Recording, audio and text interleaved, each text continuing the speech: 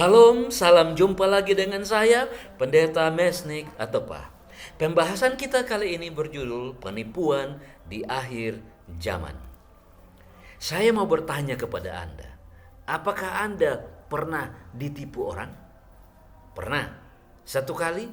Dua kali? Tiga kali? Ataukah sudah tidak terhitung? Kedua, apa rasanya ditipu? Marah? Kesal? Apakah Anda mau ditipu lagi? Oh, pasti kita akan mengatakan, tidak, saya tidak mau ditipu lagi. Kalau begitu, pertanyaan berikutnya adalah, apakah Anda ketahui siapakah penipu ulung di alam semesta ini? Pendusta, penipu ulung itu disebut dengan naga, ular tua, iblis, atau setan. Cara setan bekerja untuk mengumpulkan pengikut dari dahulu, sekarang ini, dan sampai ke akhir zaman adalah sama, yaitu menipu. Itu sebabnya Alkitab di dalam Yohanes 8 ayat 44 firman Allah berkata, "Iblislah yang menjadi bapamu, dan kamu ingin melakukan keinginan-keinginan bapamu. Ia adalah pembunuh manusia sejak semula dan tidak hidup dalam kebenaran. Sebab di dalam dia tidak ada kebenaran. Apabila ia berkata dusta, ia berkata atas kehendaknya sendiri, sebab ia adalah pendusta dan bapa segala dusta." Keberhasilan setan waktu menipu adalah sebagai berikut. Lucifer, ular tua, naga, setan atau iblis tersebut berhasil menipu sepertiga malaikat sorga menjadi pengikutnya. Mengherankan kita, mengejutkan kita. Setan berpura-pura menyembah Allah. Sesungguhnya setan tidak puas dengan hukum-hukum Allah yang mengatur makhluk-makhluk sorga, termasuk mengatur dirinya. Itu sebabnya di dalam Wahyu 12 ayat 4 dikatakan, "Dan ekornya menyeret sepertiga dari bintang-bintang di langit dan melemparkannya ke atas bumi, dan naga itu berdiri di hadapan perempuan yang hendak melahirkan itu untuk menelan anaknya. Segera sesudah perempuan itu melahirkan anaknya." Sepertiga bintang, sepertiga malaikat sorga dipengaruhi dan ditipu, dan mereka mengikuti setan. Jika kita menyatakan bahwa malaikat sorga itu berjumlah satu laksa, entah berapa banyak nolnya satu laksa, tapi sepertiga berarti ada sepertiga dari sana. Sementara penduduk bumi ini adalah berjumlah 8 sampai 9 miliar. Itu berarti bahwa jumlah setan yang tertipu jumlahnya lebih banyak dan lebih banyak dari jumlah manusia yang ada di bumi sekarang ini. Dan Wahyu 12 ayat 9 mengatakan, naga besar itu dilemparkan ke bawah. Si ular tua yang disebut iblis atau setan itu yang menyesatkan seluruh dunia itu dilemparkan ke bumi, dan para malaikatnya dilemparkan bersama-sama dengan dia. Yang kedua, setan berhasil menipu di Taman Eden. Di Taman Eden setan berhasil menipu Hawa melalui seekor ular. Memang dia adalah naga, dia adalah ular tua, dan dia adalah setan. Dan kalau dia muncul sebagai ular, seharusnya tidak perlu mengherankan. Kejadian 3 ayat 1 firman Allah berkata, "Adapun ular ialah yang paling cerdik dari segala binatang di darat yang dijadikan oleh Tuhan Allah. Ular itu berkata kepada perempuan itu, 'Tentulah Allah berfirman, semua pohon dalam taman ini jangan kamu makan buahnya, bukan?'" Saudara-saudara, setan berhasil menipu di sorga. Setan berhasil menipu di Taman Eden. Dan berikut ini adalah penipuan setan di akhir zaman. Pertama adalah setan itu tidak ada. Setan menyatakan bahwa dia tidak ada. Penipuan terbesarnya adalah meyakinkan manusia bahwa setan itu benar-benar tidak ada. Setan itu tidak nyata dalam dunia ini. Setan itu dongeng saja. Jadi pengenalan kita akan setan itu apa? Oh, itu adalah kalau ada perempuan mati karena melahirkan, namanya kuntilanak. Itu makanya kuburan itu identik dengan setan. Makanya orang takut lewat kuburan pada malam hari. Jika setan mengajarkan bahwa di dunia ini tidak ada setan, lalu setan menggoda manusia dengan cara apa? 2 Korintus 11 ayat 14, firman Allah berkata, hal itu tidak usah mengherankan, sebab iblis pun menyamar sebagai malaikat terang. Dia tidak datang sebagai setan, tapi dia datang sebagai malaikat terang. Dia tidak keluar dari kuburan, tapi dia datang bisa saja dari langit. Karena dia mau meyakinkan bahwa dia adalah malaikat terang. Apakah hanya dia?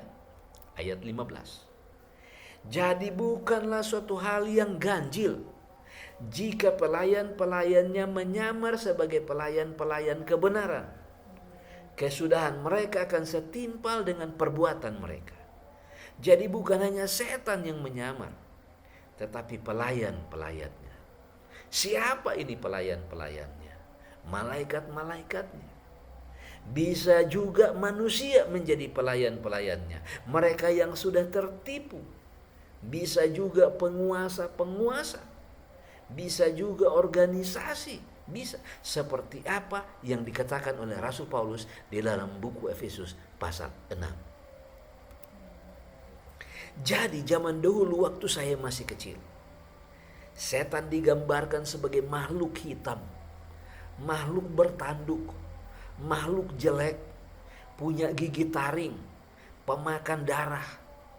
Saudara-saudaraku yang dikasihi oleh Tuhan Yesus, setan senang sebab ia datang bukan sebagai makhluk yang menyeramkan, tetapi ia datang sebagai malaikat terang.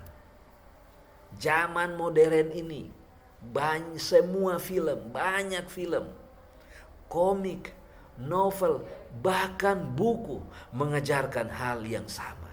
Setan itu memiliki suara yang berbeda, jenis tertawanya juga berbeda. Setan senang digambarkan seperti itu. Setan mengajarkan bahwa yang ada hanya malaikat baik. Setan mengajarkan bahwa yang ada itu hanya malaikat terang. Jadi kalau datang malaikat terang, jangan ditolak. Bahayanya adalah semua adalah malaikat terang, sehingga apapun ajarannya dan apapun karakternya, kita terima sebagai kebenaran. Yang kedua, tipuan yang kedua adalah kekekalan jiwa. Untuk memahaminya peristiwa ini, peristiwa kekekalan jiwa, maka contoh terbaik dapat kita ambil dalam Alkitab, yaitu peristiwa Endor. Di dalam buku 1 Samuel 23 ayat 5 dan 6, firman Allah berkata, ketika Saul melihat tentara Filistin itu, maka takutlah ia dan hatinya sangat gemetar. Dan Saul bertanya kepada Tuhan, tetapi Tuhan tidak menjawab dia, baik dengan mimpi, baik dengan Urim, baik dengan perantaraan para nabi. Ayat 8, lalu menyamarlah Saul, ia mengenakan pakaian lain, dan pergilah ia dengan 2 orang. Ketika mereka pada waktu malam sampai kepada perempuan itu, berkatalah Saul, cobalah engkau menenung bagiku dengan perantaraan arwah, dan panggillah supaya muncul kepadaku orang yang akan kusebut kepadamu. Ayat 13, maka berbicaralah raja kepadanya, janganlah takut, tetapi apakah yang kau lihat? Perempuan itu menjawab Saul, Aku melihat sesuatu yang ilahi muncul dari dalam bumi. Yang ilahi itu keluar dari bumi. Hal ini keliru. Yang ilahi harusnya datang dari surga, bukan dari bumi. Ingat kata-kata Yesus. Yesus menyatakan, aku tidak berasal dari dunia ini. Setan yang mengaku bahwa dunia ini miliknya.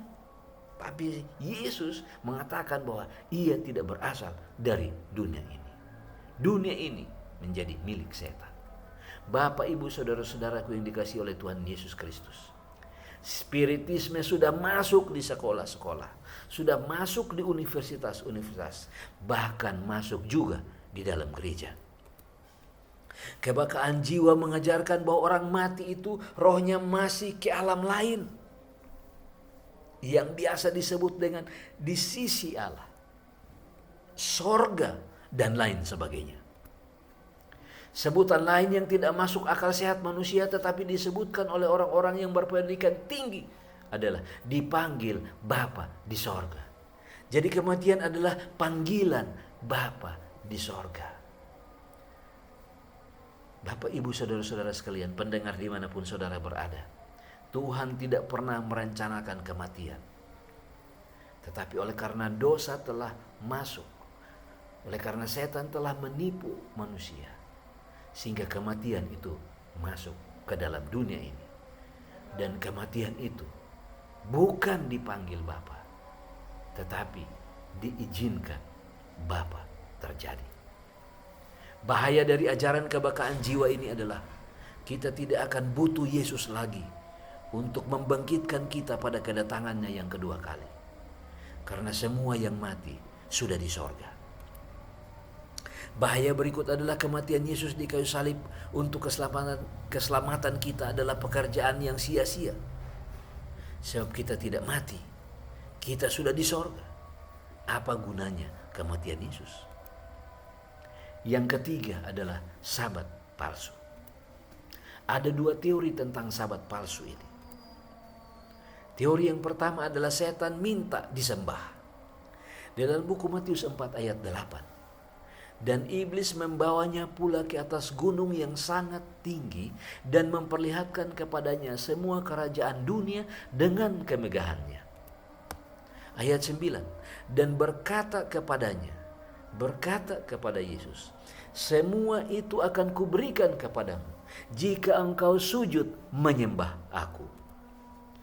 Ingat bahwa masalah yang terjadi secara kosmik, terjadi di jagat raya ini, atau yang kita kenal dengan istilah The Great Controversy, adalah masalah siapa yang harus manusia sembah. Kepada siapa manusia itu menyembah. Apa kepada Allah atau kepada setan? Saudaraku, setan terang-terangan meminta kepada Yesus agar dia disembah. Jika kepada Yesus setan berani meminta agar dia disembah, apalagi kepada Anda dan saya, apalagi kepada kita semua. Setan tidak akan segan untuk menyiksa. Setan tidak akan segan untuk memaksa, bahkan membunuh manusia yang tidak menyembah dia. Alkitab mengajarkan bahwa penyembahan kepada Allah adalah pada hari ke-7 atau hari Sabat yang dicatat di dalam Kejadian 2 ayat 2-3. Saya selalu menyatakan bahwa kalau kita berbicara tentang Alkitab, kita tidak berbicara tentang denominasi, kita tidak berbicara tentang lembaga, kita tidak berbicara tentang orang, kita tidak berbicara tentang organisasi, kita tidak berbicara siapa yang benar dan siapa yang salah, tetapi kita berbicara tentang kebenaran. Karena Alkitab adalah kebenaran. Alkitab adalah kebenaran absolut bagi kita orang Kristen. Alkitab adalah kebenaran absolut bagi mereka yang percaya kepada Yesus. Kebenarannya adalah jika penyembahan kepada Allah dilakukan pada hari ke-7 atau pada hari Sabat, apakah hari yang sama akan menjadi penyembahan kepada setan? Pasti tidak. tetapi ia akan tetap memilih sebuah hari yang serupa dengan hari penyembahan kepada Allah. Namun hari itu tidak direkomendasikan oleh Alkitab. Bahaya dari sahabat palsu ini adalah kita berpikir bahwa kita menyembah Allah.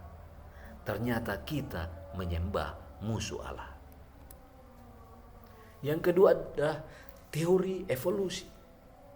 Teori evolusi yang mengajarkan bahwa manusia terjadi dari sebuah proses yang lama dan berasal dari makhluk bersel satu.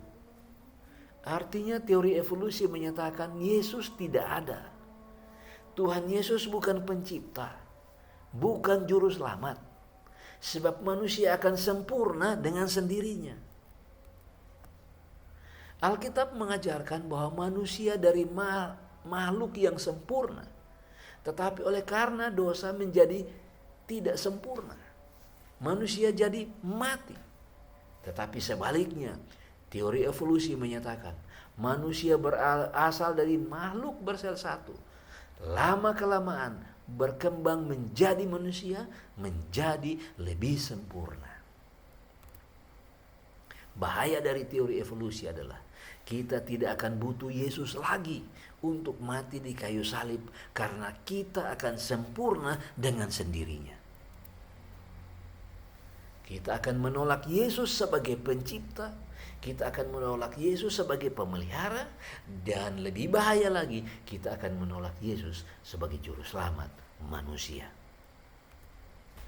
Yang keempat adalah Mesias palsu.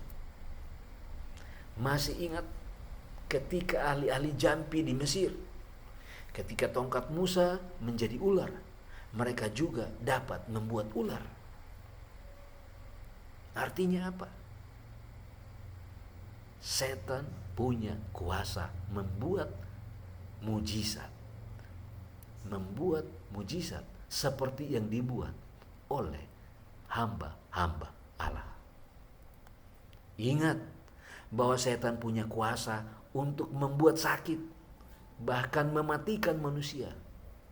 Lihat peristiwa Ayub di dalam buku Ayub pasal 1 dan pasal 2.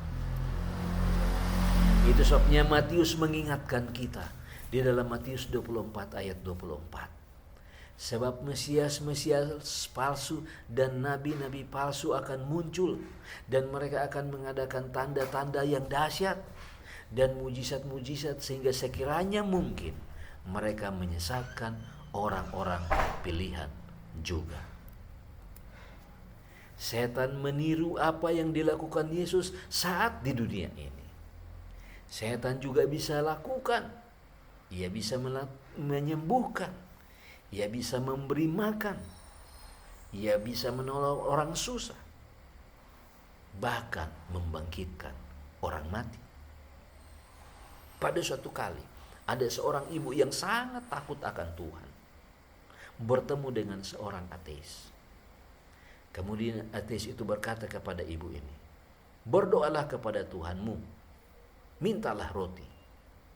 Kemudian ibu ini berdoa kepada Tuhan, meminta roti. Sesudah amin, ateis ini mengatakan kepada ibu itu, "Mana rotinya? Tuhan tidak memberikan roti kepadamu. Tetapi aku bisa memberikan roti kepadamu. Mintalah kepadaku roti, maka aku akan memberikan roti kepadamu." Kemudian ibu itu mengatakan, "Saya minta roti." Maka ateis itu memberikan roti kepada ibu itu. Saudara-saudaraku, sepintas ateis itu menang. Tetapi kemudian ibu itu berkata, "Tuhanku mampu menggunakan semua cara, bahkan menggunakan ateis pun untuk memberikan roti kepadaku." Bapak, Ibu, saudara-saudara sekalian, kita harus yakin bahwa Tuhan kita itu berbeda dengan setan. Setan hanya peniru, tapi bukan pembuat. Bahaya dari Mesias palsu ini adalah kita akan sukar membedakan mana yang asli dan mana yang palsu. Sehingga kesalahan untuk memilih sangat besar. Bahaya berikut adalah akan sangat mudah kita menukar Yesus yang asli dengan Yesus yang palsu. Yang kelima adalah Trinitas palsu. Kitab Wahyu menyatakan bahwa Trinitas palsu itu terdiri dari naga, binatang yang keluar dari laut, dan binatang yang keluar dari bumi. Wahyu 12 ayat 17 dan Wahyu 13 ayat 1 sampai 2. Naga digambarkan sebagai bapa palsu. Wahyu 13 ayat 2 sampai 5. Setan yang mengendalikan. Dia juga memberikan kuasa dan kekuasaan dan tahta kepada binatang yang keluar dari laut. Wahyu 13 ayat 13, binatang yang keluar dari laut itu seperti Yesus, yang menyatakan bahwa dia pernah ada, dia mati, tapi kemudian dia hidup kembali. Alkitab menyebutkan bahwa dia luka parah, dan lukanya itu mengakibatkan kematian, tapi kemudian lukanya itu sembuh, dan banyak bangsa yang mengikutinya. Wahyu 13 ayat 2, binatang yang keluar itu serupa dengan macan tutul, dan kakinya seperti kaki beruang, dan mulutnya seperti mulut singa. Dan naga itu memberikan kepadanya kekuatannya, dan tahtanya, dan kekuasaannya yang besar. Wahyu 13 ayat 4, dan mereka menyembah naga itu, karena ia memberikan kekuasaan kepada binatang itu. Dan mereka menyembah binatang itu sambil berkata, siapakah yang sama seperti binatang ini? Dan siapakah yang dapat berperang melawan dia? Dan yang ketiga, Wahyu 13 ayat 11, dan aku melihat seekor binatang lain keluar dari dalam bumi, bertanduk dua sama seperti anak domba, dan ia berbicara seperti seekor singa. Inilah yang kita sebut Roh Kudusnya Trinitas palsu. Ia menjadi juru bicara seperti Roh Kudus. Ringkasannya, Lucifer, ular tua, naga, setan, berhasil menipu sepertiga malaikat sorga menjadi pengikutnya. Di Taman Eden, setan berhasil menipu Hawa melalui seekor ular. Ular, naga, ular tua, iblis atau setan. Setan juga berhasil menipu orang-orang yang berpendidikan tinggi dengan teori kebakaan jiwa. Setan juga berhasil menipu banyak orang dengan hari kebaktian yang palsu. Setan berhasil menipu orang dengan menyamar sebagai Mesias palsu dan Nabi palsu. Panggilan kepada kita adalah, setan jauh lebih pintar, jauh lebih berkuasa daripada kita. Oleh karena itu kita perlu berpegang teguh pada firman-Nya, berpegang teguh pada Alkitab, dan berserah penuh kepada Yesus sebagai juru selamat kita. Kita perlu berhati-hati terhadap taktik setan yang akan ia lancarkan untuk menipu kita. Pastikan bahwa kita mengenal suara Yesus sehingga kita tidak tertipu oleh para Mesias palsu. Ingat, setan mampu menipu sepertiga malaikat sorga. Setan mampu menipu Hawa. Artinya Anda dan saya tidak kebal terhadap penipuan setan. Pastikan bahwa Anda mengenal dan memahami cara-cara setan menipu manusia. Serahkanlah hidupmu kepada Yesus. Yesus sudah berulang-ulang mengalahkan setan. Maka jika Yesus di pihak kita, maka pasti kita menang. Izinkan Yesus bertahta di hati Anda hari ini dan sampai selama-lamanya. Amin. Mari kita berdoa. Bapa di sorga, Bapa yang baik, terima kasih untuk 5 hal yang sudah kami pelajari tentang cara bagaimana setan akan menipu kami di akhir zaman. Tolong kami sehingga kami tidak tertipu. Tolong kami sehingga kami selalu memandang kepada Yesus yang asli. Ingatkan kami untuk berpegang teguh pada firman-Mu dan menyerahkan hidup kami setiap hari ke dalam tangan-Mu. Terima kasih oleh karena Yesus mendengar dan menjawab doa kami. Karena kami minta di dalam nama Yesus, Tuhan dan Juru Selamat kami. Amin. Untuk informasi lanjutan, Anda boleh menghubungi Facebook Makaditi Pasti Mantap, email atau pahem@mail.com atau pasenior@yahoo.com. Bisa juga Anda menghubungi melalui telepon pada 0813 73 309 119. Tuhan Yesus memberkati kita semua. Sampai jumpa.